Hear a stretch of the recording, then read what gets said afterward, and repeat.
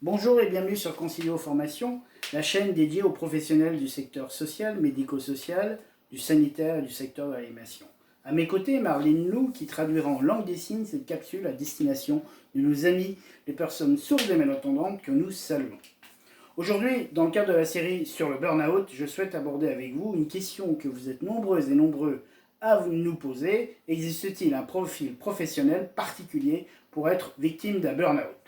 Pour commencer, je vous propose une réflexion que vous avez peut-être déjà entendue, ou subie, ou pensée. Gabriel est chef de service éducatif en MEX dans le Cher.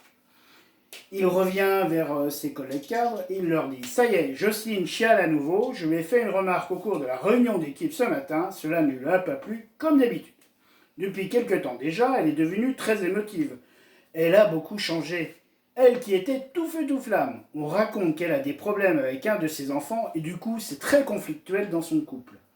Moi je pense que le boulot ne doit pas en pâtir, ajoute-t-il. Ici, les tirs au flanc et l'émotion n'ont pas leur place. Alors, existe-t-il un profil professionnel particulier qui favorise un burn-out ? Est-ce une fragilité intérieure, une impossibilité à supporter la frustration, une forme de dépression ? Nos difficultés intimes nous empêchent-elles de s'épanouir dans la vie professionnelle ? Ces questions sont celles que généralement nous nous posons lorsque nous sommes dans cette spirale infernale qu'est l'effondrement professionnel. Prenons un exemple très concret et très d'actualité. Madame Christine Renon, directrice d'école, se suicide en septembre 2019 dans la cour de son établissement. Elle était très appréciée de ses collègues, des parents et des jeunes. Elle s'impliquait chaque jour pour son école, pour l'éducation. Les témoignages affluent en ce sens. Ils sont unanimes. Lors de ces débats publics qui suivront, sera mis en avant qu'elle avait certainement un problème d'ordre personnel pour en arriver à cette situation, à ce choix ultime. Celles et ceux qui affirment ces propos oublient que Madame Renon s'est donné la mort sur son lieu de travail.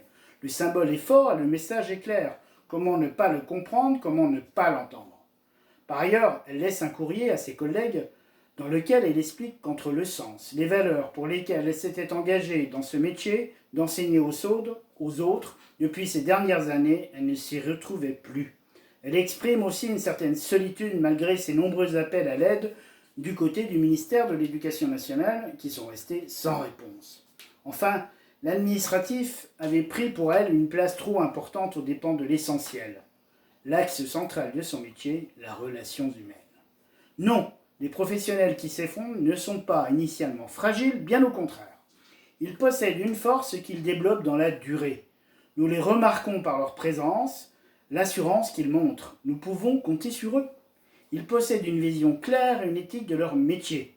Compétents dans leur domaine, ils ont besoin en permanence de sens, de reconnaissance et d'appartenance, comme tout le monde.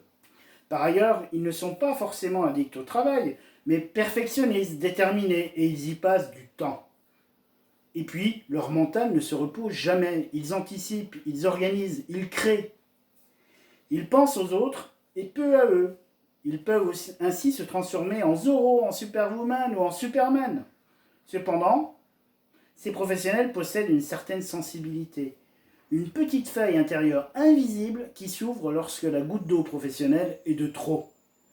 Elle les renvoie à leur histoire intime. Elle vient stopper net l'ensemble de la dynamique professionnelle qu'ils possèdent depuis des années et les entraîne insidieusement vers l'abîme du burn-out.